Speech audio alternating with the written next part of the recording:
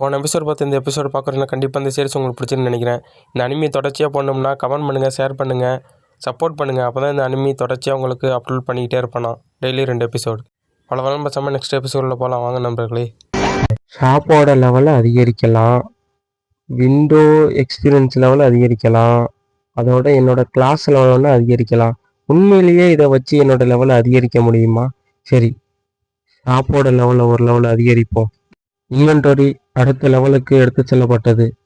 அப்போனா இன்வென்டரியை அடுத்தடுத்த லெவலுக்கு கொண்டு போகலாம். இப்போதைக்கு நம்ம இன்வென்டரியை கொண்டு போகலாம், மிச்சப்படி எதுவும் தேவையில்லை.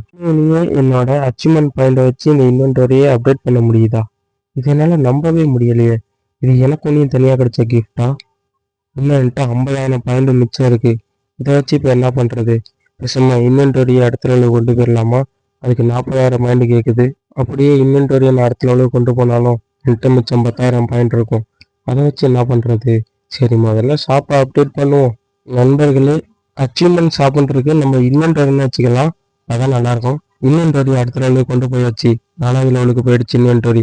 என்னது 4வது லெவலுக்கு போயிடுச்சா? 4வது லெவல் போனதுக்கும் நம்மளுக்கு ஒரு நல்ல விஷயம் கிடைச்சிருக்கு. இன்வென்டரி அடுத்த லெவலுக்கு போனதுனால உங்களுக்கு எமர்ஜென்சி ரெக்கவரி ஆட் செய்யப்பட்டிருக்கு. என்னது எமர்ஜென்சி ரெக்கவரியா? இது எதுக்குடா அப்போ வந்துச்சு? இது தலைவலி பிடிச்சதாச்சே. இதை வச்சுக்கிட்டு நான் என்ன பண்றது? ஒரு வாட்டி தானே பயன்படுத்த முடியுதை வச்சுக்கிட்டு தலையில கையை வச்சுட்டு ஈர சொல்றான். அட்டாச்சை அடிக்ட் ஆக்கிடும் போலயே. எனக்கு என்னமோ அது தப்பா படலை. சரி, நம்ம இப்போ உள்ள போவோம். ஹீரோ தன்னோட ஃபிங்கர் பிரிண்ட் வச்சுக்கிட்டு ஒரு இடத்துக்கு உள்ள போறான். அது என்ன இடம்னு காட்டல. கதவை திறந்துட்டு உள்ள போறான். ஹீரோ சொல்லிட்டு வரான், அந்த கிங் அவன் விட்டு போன ஒரே ஒரு சொத்தனை அது இது ஒண்டியும் தான்.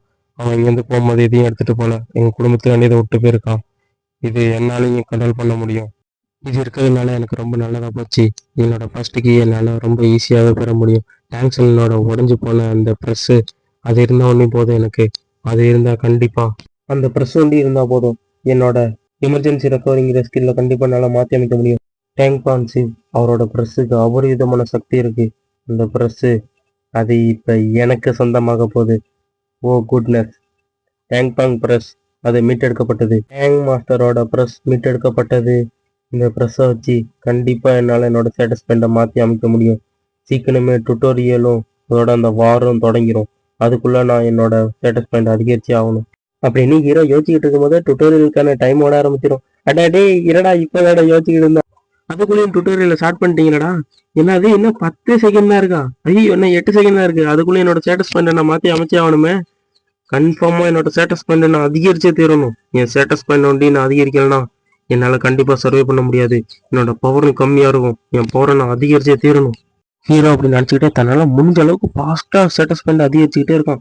ஹீரோ ஹீரோ விட்டு கொடுக்கல. கண்டிப்பாக நான் என்னோட ஸ்டேட்டஸ் பாயிண்ட் அதிகரிச்சே தீருவான்ட்டு அதிகரிக்க முயற்சி செய்யணும். அப்படியே ஒரே பவர் தெரிக்குது இந்த இடத்துல. கடந்து அந்த ப்ரெஸ் வச்சு ஹீரோ தன்னோட பவர் அதிகரிக்கும் போது பவர் ஃபிளக்சுவேஷன் அதிகரிக்குது. செகண்டும் குறைஞ்சிக்கிட்டே இருக்கு. டுட்டோரியலுக்கான செகண்டும் குறைஞ்சிக்கிட்டே இருக்கு. அதுக்குள்ளேயும் ஸ்டேட்டஸ் பாயிண்ட் அதிகரிக்கணுங்கிற வெறியில ஹீரோ அதிகரிக்கிறான். திடீர்னு பார்த்தா 1 செகண்ட் தான் இருக்கு. ஹீரோ ஸ்டேட்டஸ் பாயிண்ட் முடிக்கிறதுக்கு கொஞ்ச நேரத்துக்குள்ள டக்குன்னு எல்லாருக்கும் ஒரு விண்டோ பாப்பப் ஆகுது. உங்களுக்கான ட்ரையல் என்னன்னா, நீங்க சர்வே ஆகணும், உங்களோட உயிரை காப்பாற்றணும். அதான் உங்களுக்கான ட்ரையல். யாரோ 4 பேர் சண்டை போடுற மட்டும் காட்டுறாங்க. யாருன்னு தெரியல. பின்னாடி இருந்து பார்த்தா கத்தியெல்லாம் வச்சுட்டு இருக்காங்க. பார்ப்போம் நெக்ஸ்ட் போக போக யாருன்னு தெரியும். ஹீரோ உடனே ஆச்சரியப்படும். அட்டாச்சே உங்களுக்கும் சமனிங் சர்க்கிள் ஆக்டிவேட் ஆயிடுச்சா? என்ன பண்றது அப்படின்னு ஹீரோ அவன் ஸ்டேட்டஸ் பாயிண்ட எப்படி மாற்றி எழுதிட்டு இருந்தானோ அதுபடியே அப்படியே டக்கு நீங்கள் சமன் பண்ணி வச்சிருப்பாங்க. ஹீரோ அப்படியே பேனை வச்சுக்கிட்டு முடிச்சுட்டு நிற்பான். என்னாச்சு? என்னோட டிவைன் பவருக்கு என்னாச்சு? என்னோட மார்ஷல் பவரை நான் மாற்றி அமைக்கிறதுக்கு தானே இவ்வளோ நேரம் போராட்டிக்கிட்டு இருந்தேன். இதனால விண்டோ ப்ராப்பர் ஆக மாட்டேங்குது.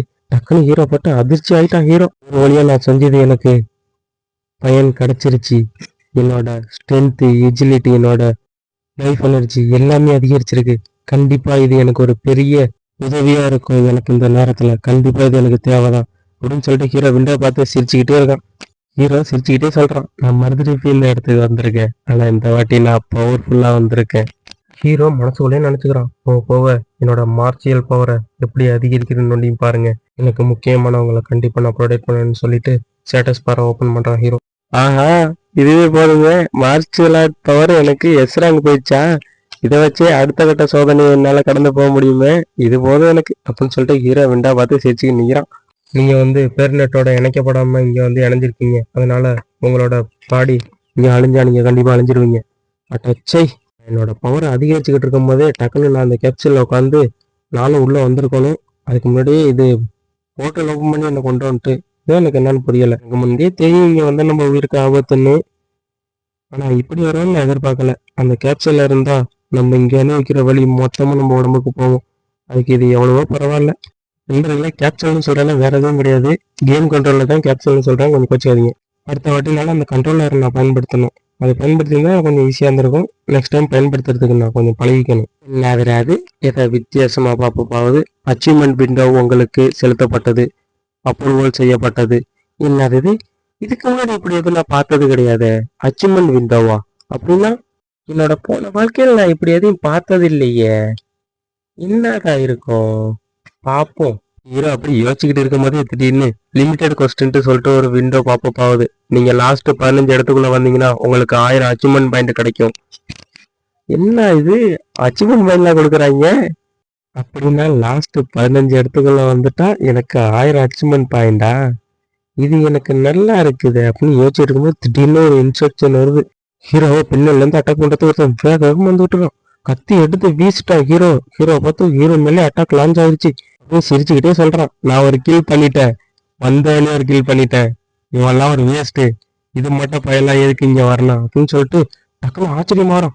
என்ன ஆச்சு, என்னோட அட்டாக் லான்ச் ஆயிடுச்சு, இந்நேரம் அவன் செத்து இருக்கணுமே, எதனால என்ன சாவல அப்படின்ட்டு ஆச்சரியமா பார்த்துட்டு இருக்கான். பார்த்தா ஹீரோ கத்தியே 2 விரல்ல பிடிச்சிருக்கான்.